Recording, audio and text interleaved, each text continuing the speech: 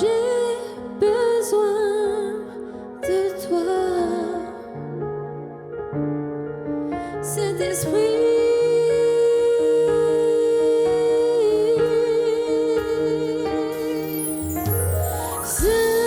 Saint-Esprit, agis aujourd'hui dans ma vie. J'ai besoin de toi, Saint-Esprit.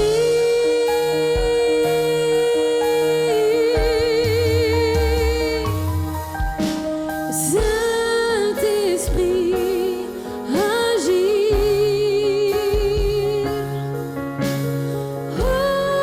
aujourd'hui dans ma vie.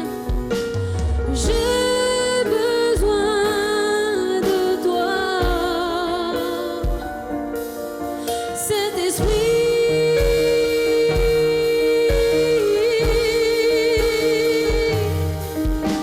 Saint-Esprit, agis aujourd'hui dans ma vie. J'ai besoin de toi, Saint-Esprit.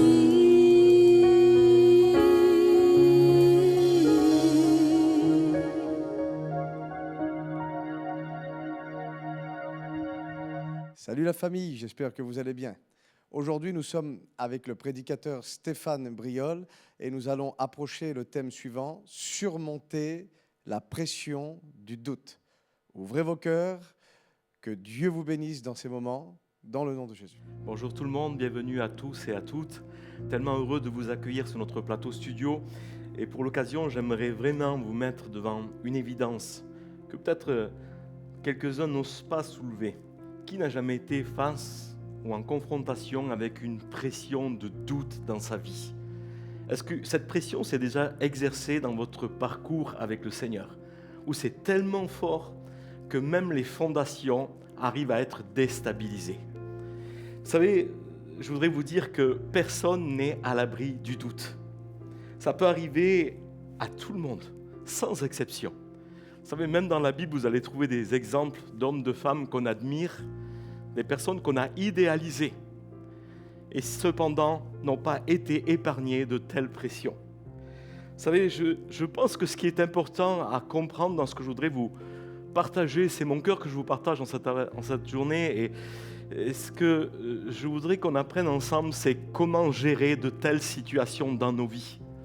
Du fait qu'elles risquent à venir, si vous ne les avez jamais subies jusqu'à aujourd'hui, il se peut qu'à un certain moment, une pression s'exerce sur votre foi. Vous savez, on réalise qu'il n'y a pas un domaine dans notre vie dans lequel nous allons être plus sollicités, si ce n'est que le domaine de la foi. La Bible déclare qu'il est impossible de s'approcher ou de plaire à Dieu en dehors de la foi. Le don de Dieu devient accessible par la foi. Je vous fais grâce des références bibliques, mais vous pouvez trouver tout ça dans les Écritures. La victoire devient réalisable par la foi, au point que tout se résume et s'articule à travers une citation de l'Écriture, « Le juste vivra par la foi ». Autrement dit, toucher la foi, c'est vraiment ce que le diable voudrait exercer comme pression pour mettre à terre toutes les promesses, les paroles, les encouragements que vous avez reçus de la part de Dieu. Cependant, voyez-vous, il y a dans la Bible des hommes, comme je l'ai dit, qui ont dû y faire face. J'aimerais juste vous citer un texte de l'Écriture qui se trouve dans l'Évangile de Matthieu au chapitre 11, au verset 11. Ça concerne un personnage remarquable de la parole de Dieu. Il est dit, en vérité, je vous le dis, parmi ceux qui sont nés de femmes, il n'y a pas eu de plus grand prophète que Jean le Baptiste. J'aimerais vous poser cette question simplement et vous dire qu'est-ce que cela signifie. Ça signifie que Jean était le plus grand aux yeux de Jésus, qu'Abraham, que Joseph, que Moïse, que David ou tous les autres personnages de l'Ancien Testament. Pourtant, Jean va douter du fait le plus important en se demandant si Jésus est vraiment le Christ qui devait qui était tant attendu et qui devait venir. Vous savez, Jean le Baptiste, à un certain moment, est jeté en prison après avoir dénoncé des relations illégitimes concernant le roi Hérode avec la femme de son frère. Et alors qu'il se trouve dans cette prison, il envoie dire par ses disciples à Jésus, « Es-tu celui qui doit venir ou devons-nous en attendre un autre ?» Vous savez, c'est comme si à ce moment-là, il avait reçu une flèche de doute en plein cœur. Je ne sais pas si ça évoque en votre tête, en votre idée, en votre pensée, une situation qui vous est commune ou une situation qui vous est proche. Comme une flèche de doute qui vient le percuter en plein cœur. Alors que, pensez-y un instant, qui est Jean le Baptiste ? Vous savez, on voit que dès sa naissance, il est mis à part par Dieu. Mis à part par Dieu. Il est rempli de l'Esprit alors qu'il n'est encore que dans le ventre de sa mère. Toute sa vie a été consacrée à un but, préparer le chemin de Christ. Il a passé 30 ans à préparer un ministère qui va s'étaler que sur une période de 6 mois uniquement. Jean est celui qui a vu Jésus et qui a dit « Voici l'agneau de Dieu qui ôte le péché du monde ». L'onction sur sa vie devait être exceptionnelle. Je vous amène à y réfléchir un instant. Des milliers de personnes sont venues de nulle part, au milieu d'un désert, pour l'entendre parler, pour l'entendre prêcher et dire « Repentez-vous, car le royaume des cieux est proche ». Et Dieu lui avait révélé au travers une expérience visible à un certain moment où quelque chose de particulier va se produire alors que Jésus est avec lui sur les rives du Jourdain.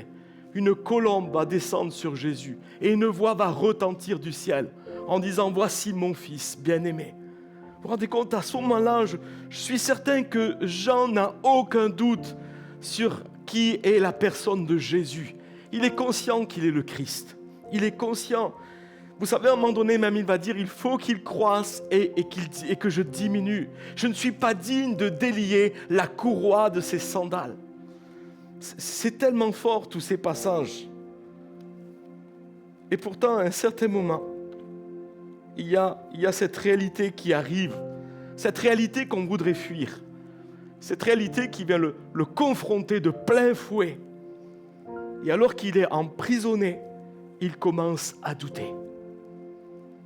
Ce qui m'intéresse aujourd'hui avec vous, c'est de savoir comment Jésus a répondu aux doutes de Jean. Eh bien, il n'a certainement pas répondu comme la plupart d'entre nous l'auraient fait. En essayant de le consoler, en disant « je comprends ta douleur ». Non, c'est pas du tout la façon dont Jésus a procédé avec lui. Il agit de toute autre manière. Il a dit aux disciples de Jean, vous savez, ces mêmes disciples qui étaient venus avec cette question qui était là dans le cœur de Jean le Baptiste. « Es-tu celui qui doit venir ou devons-nous en attendre un autre ?» Et il a répondu à ses 2 disciples, écoutez ce qu'il a dit. « Les aveugles recouvrent la vue. » Dites-lui, les aveugles recouvrent la vue, les boîtes marchent, les lépreux sont purifiés, les sourds entendent, les morts ressuscitent et la bonne nouvelle est annoncée aux pauvres. Et moi, il y a quelque chose dans ce passage qui m'interpelle. Vous savez, on peut lire ça dans l'évangile de Luc, au chapitre 7 et au verset 22. Si vous avez des Bibles devant vous, vous pouvez lire ce récit, vous le trouvez facilement. Mais quand on continue dans le même passage, écoutez, c'est particulier. Je voudrais vraiment attirer votre attention sur ce récit parce qu'il y a matière à réfléchir. Écoutez, on reprend ce verset si vous voulez ensemble. Donc Luc 7, 22, et on va lire juste un peu plus bas. Lorsque les envoyés de Jean furent partis, ça c'est au verset 24, Jésus se mit à dire à la foule au sujet de Jean, « Qu'êtes-vous allé voir au désert? Un roseau agité par le vent. Mais qu'êtes-vous allé voir? Un homme vêtu d'habits précieux. Voici ceux qui portent des habits magnifiques et qui vivent dans les délices, sont dans les maisons de rois. Qu'êtes-vous donc allé voir? un prophète. Oui, vous dis-je, et plus qu'un prophète. C'est celui dont il est écrit, voici, j'envoie mon messager devant ta face pour préparer ton chemin devant toi. Pourquoi il n'a pas dit le reste? Pourquoi il les a laissés partir simplement avec cette portion de la réalité? Pourquoi il n'a pas fait tous ces compliments? Il a juste attendu qu'il parte pour dire tous ses propos par rapport à Jean. Moi, je pense que j'aurais tellement eu envie de les entendre. Et vous savez, à un certain moment, je suis tombé dans un passage d'Ésaïe 35. Et là, ça a été comme une lumière, une révélation pour moi. Et j'ai réalisé comment Dieu pouvait traiter le doute dans nos cœurs.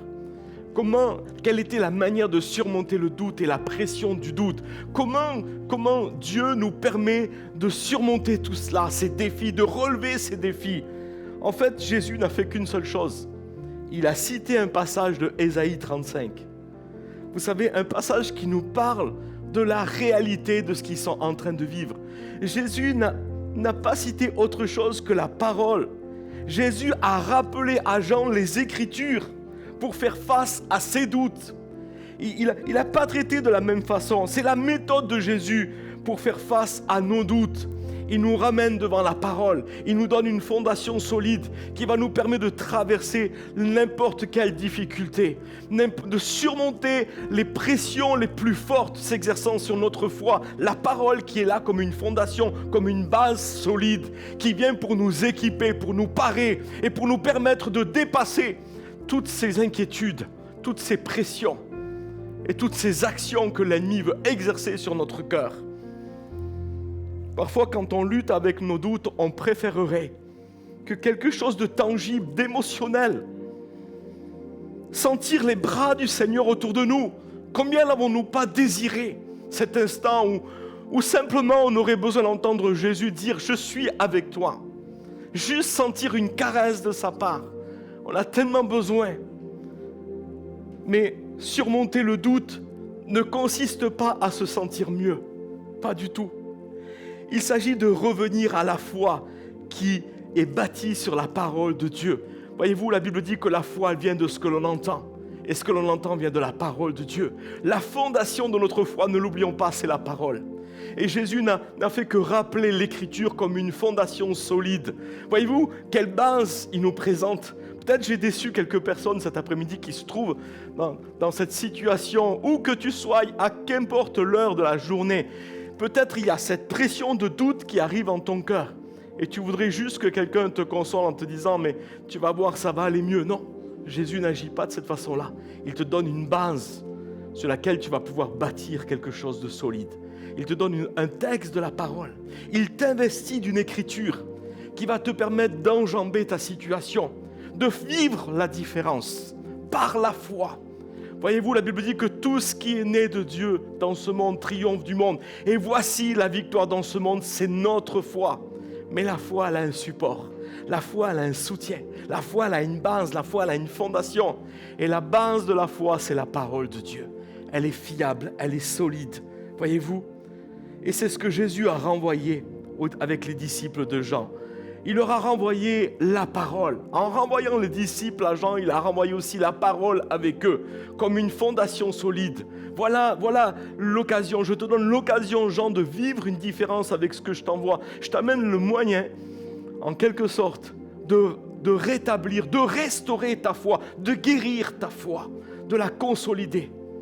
Et c'est exactement, vous savez, dans l'Écriture, vous allez trouver des expériences d'hommes et de femmes qui vont vous émouvoir. Je suis certain que vous allez désirer à un certain moment être à leur place et vivre ces expériences qu'on ne peut pas oublier. Vous savez, il y a un homme dans la Bible qui s'appelle Pierre. Il a vécu quelque chose de fabuleux, d'extraordinaire.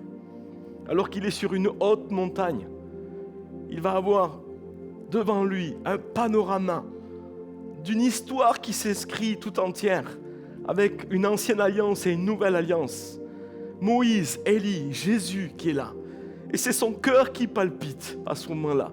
Il est en panique, il est même désorienté, il ne sait plus où se tourner. il est marqué par cette expérience. Il va entendre la voix de Dieu à ce moment-là résonner du ciel comme un tonnerre, mettant tout l'accent sur la vie de Jésus, comme toute l'importance.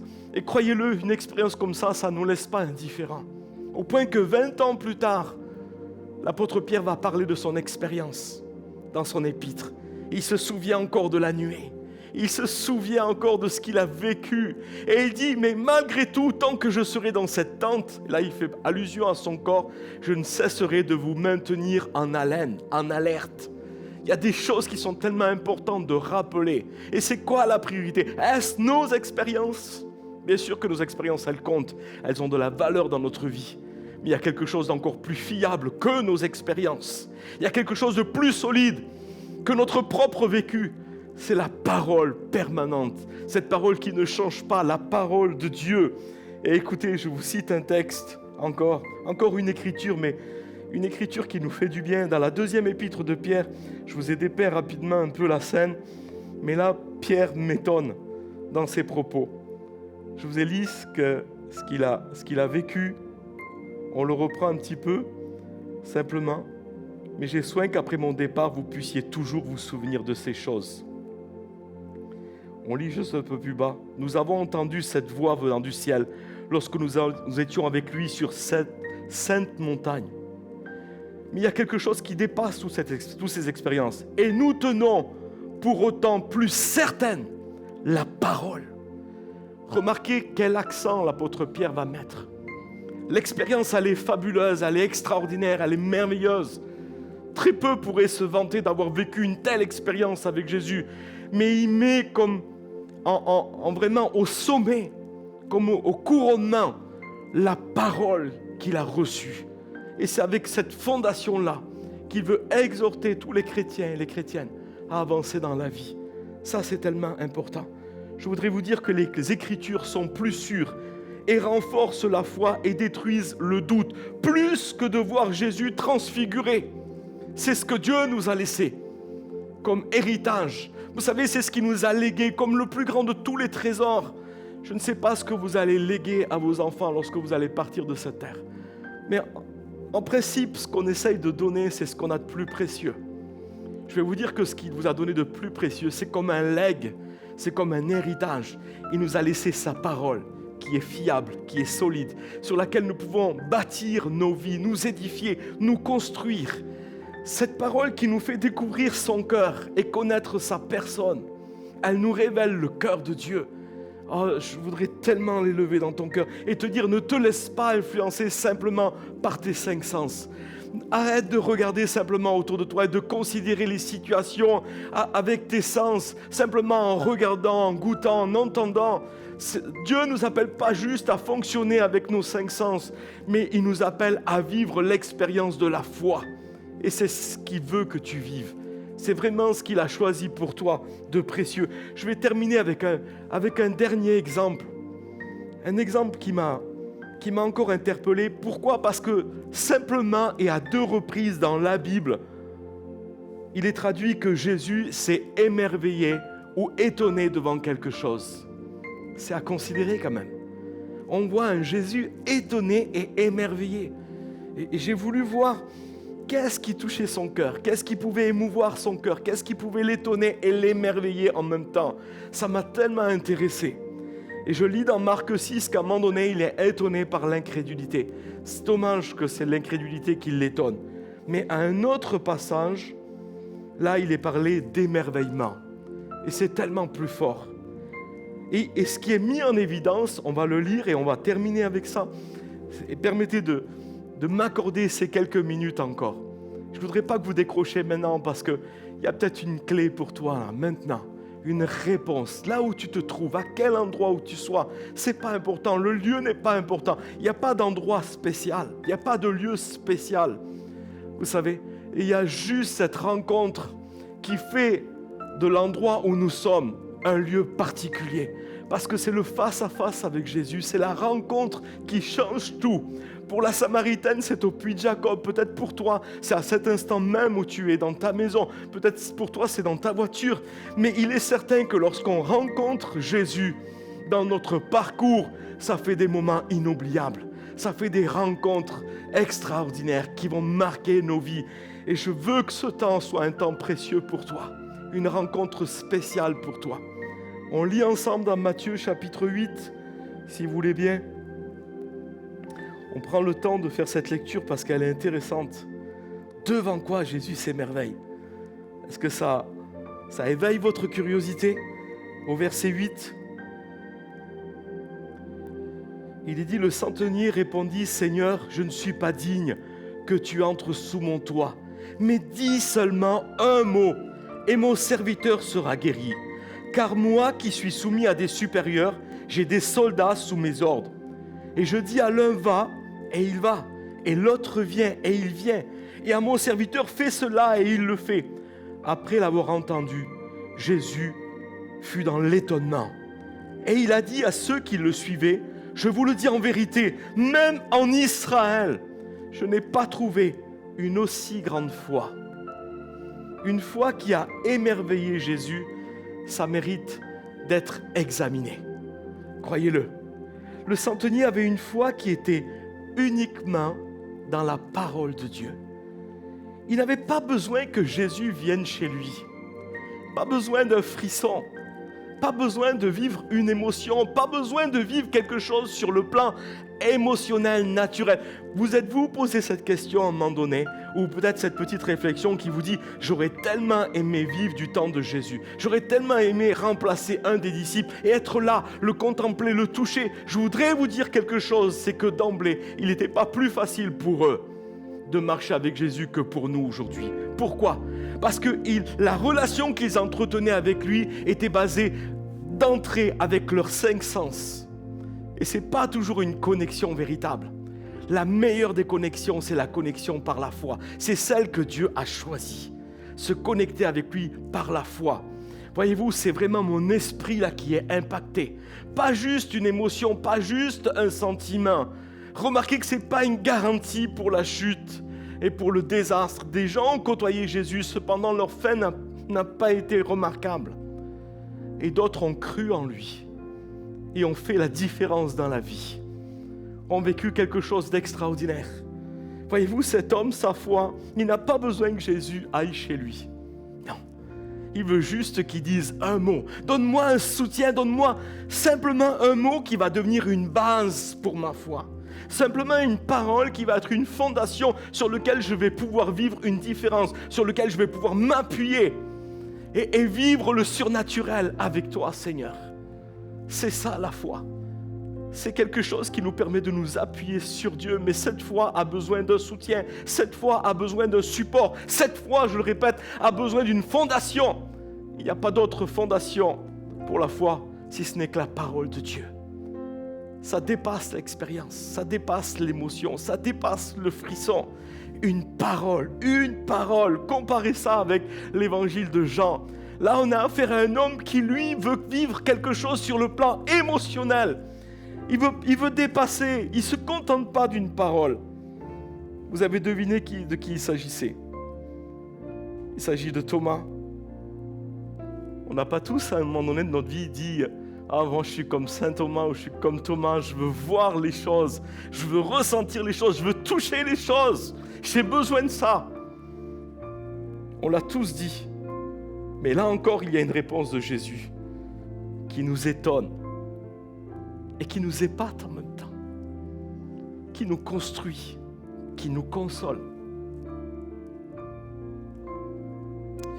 C'est écrit dans Jean chapitre 20 et au verset 25, écoutez, les autres disciples lui dirent donc, nous avons vu le Seigneur, mais il leur dit, si je ne vois pas dans ses mains la marque des clous, et si je mets mon doigt dans la marque des clous, si je ne peux pas mettre mon doigt dans la marque des clous, alors je ne croirai point. Mais écoutez, ce qui est intéressant, c'est que c'est ce que Jésus va répondre un peu plus bas. Il dit, c'est juste là. Thomas lui répondit, Seigneur, mon Dieu. Jésus lui dit, parce que tu as vu, tu as cru. Heureux ceux qui n'ont pas cru. Ceux qui n'ont pas vu et qui ont cru. J'aurais eu besoin de mettre mes lunettes, certainement. Voyez-vous, il a mis une évidence plus importante. Ce qui est le plus important, c'est de croire. Ça dépasse le stade de voir. Lui, il voulait vivre quelque chose sur le plan émotionnel. Mais heureux ceux qui ont cru, heureux ceux qui ont mis foi en ma parole. Voilà ce que ça veut dire. Ceux qui n'ont pas douté des paroles qui sont sorties de ma bouche. Ah, je vous invite vraiment à vivre votre foi de cette façon-là. Ne la basez pas sur vos cinq sens, ne la basez pas sur les émotions, ne la basez pas sur votre ressenti. Tôt ou tard, vous serez déçus, mais basez-la sur la parole. Pourquoi ? Parce que la parole est capable de traverser les âges, les années. Elle reste immuable, elle est la parole permanente de Dieu. Vous avez la possibilité, en vous soumettant à cette parole, vous allez vivre ce que peu de personnes ont vécu. On arrive à la fin, et il y a juste un témoignage qui a touché ma vie.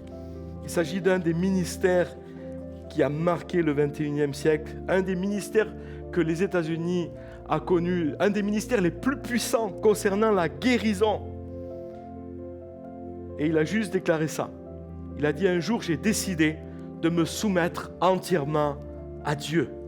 Ce fut la première fois que je réalisais ce que signifiait avoir du pouvoir. Vous savez, à partir du moment où vous vous soumettez à la parole de Dieu, où vous commencez à croire tout ce que la Bible dit, c'est à ce moment-là que vous allez réaliser toute la puissance de Dieu. Mais certains vont dire, mais oui, mais je crois en Dieu, je crois. Est-ce que tu es capable de te voir tel que Dieu te voit ? Parce que se soumettre à Dieu, c'est accepter la façon dont Dieu nous voit. Vous savez, parfois on est dans une situation et on analyse les choses avec nos sens par rapport à notre ressenti. Et alors que Dieu nous dit que nous sommes des bénis, que nous sommes forts, que nous triomphons à tout égard, que nous prospérons à tout égard, que nous réussissons dans tout ce que nous entreprenons, parfois notre constat à nous, il est tellement contraire à ça, il est tellement négatif. Est-ce qu'on se soumet au regard de Dieu, au constat de Dieu, ou est-ce qu'on se plie au ressenti de nos émotions ? Est-ce qu'on agit par rapport aux circonstances qui nous entourent, ou est-ce que simplement on se conforme à ce que l'Écriture déclare à notre sujet ? Je voudrais vous amener à déclarer quelque chose avec moi pour terminer. Et je voudrais que vous puissiez dire avec moi, je suis ce que la parole déclare que je suis. J'ai en ma possession ce que la Bible dit que j'ai en ma possession. Et je peux faire ce que la Bible dit que je peux faire. Tout le reste, ne le recevez pas. Ces 3 déclarations puissantes que j'ai faites en conclusion sont exactement le reflet de votre vie. Si vous ne le croyez pas, alors élevez la Bible devant vos yeux et commencez à vous voir à travers le miroir de la parole. Commencez à reconnaître ce que le Seigneur a fait de vous. La foi, elle est puissante lorsqu'elle s'aligne sur la parole de Dieu. La foi, elle devient puissante lorsqu'on réalise ce que Jésus a fait de nous. Il a fait de nous des héros. Vous savez, Dieu a aussi ses héros. Et quand il ouvre le chapitre 11 du livre des Hébreux, c'est comme si tous les héros de Dieu défilaient. Il y a comme un cortège de héros. Tout le monde a son héros. On a fait avec des Marvel toutes sortes de héros qu'on a idéalisé ces gens-là. C'est comme ceux qui vont venir secourir ou sauver. On a même fait des effigies, des statues. Les gens sont à la course à ces représentations. Mais il n'y a rien, c'est pas que je ne veux pas parler de tout ça, mais juste dire, mais les vrais héros sont ceux qui manifestent et qui marchent par la foi. C'est ces hommes-là qui font la différence. C'est ces femmes-là qui deviennent les héros parce qu'ils ont cru à un moment donné à la parole de Dieu. Et envers et contre tout, ils n'ont pas tenu compte, sans tenir compte, un peu comme Abraham, sans tenir compte des faiblesses de son corps. Il a cru que Dieu était capable de lui donner une postérité aussi multiple que les étoiles du ciel et que les grains de sable qui bordent les mers et les océans. Oh, je voudrais tellement t'équiper ce soir, en cette journée dans la foi. Sois équipé parce que Dieu te donne sa parole comme un équipement et il te dit à travers de cette parole, ta foi va devenir solide. Tu vas devenir comme le fer de la lance, ce qui permet de percer, de couper et d'entrer dans une situation nouvelle. Vous savez, c'est comme si des verrous vont casser. Ta foi va devenir quelque chose d'opérationnel. Elle va rentrer, tu vas passer du stade passif au stade actif. Veux-tu activer ta foi ce soir ? Veux-tu activer ta foi ? Alors simplement reviens à la parole de Dieu et laisse la parole soutenir, laisse cette parole être la fondation de ta vie. Je voudrais vous inviter à prier. Avec moi, je vous invite à prier et faites juste cette prière ensemble, faisons-la. Seigneur, ramène-nous vers ta parole, que ce soit véritablement la fondation de notre foi, sur laquelle nous allons bâtir notre vie. On ne veut pas vivre dans les émotions uniquement, mais on veut une foi solide qui est basée sur la parole de Dieu, parce que cette parole ne passera pas. Il n'y a aucun iota qui disparaîtra sans qu'elle s'accomplisse. Toi-même, tu as dit, je veille sur ma parole afin qu'elle s'exécute. Seigneur, merci parce que tu nous as donné ce que tu avais de plus précieux. À un certain moment, tu as levé ta parole au-dessus de ton nom, parce qu'il n'y a rien au-dessus de toi, si ce n'est que ton engagement envers nous. Et tu nous as laissé ta parole en écrit, parce que tu n'as pas eu peur d'être mis au défi à n'importe quel moment de notre existence. Nous avons la possibilité de le faire. Nous voulons vraiment bâtir notre vie avec une foi solide, une foi qui est basée sur la parole. Merci Jésus, demeurez bénis, vous êtes bénis, et que le fondement de votre foi soit vraiment la parole. Merci à tous de m'avoir écouté, d'avoir partagé ce moment précieux avec moi.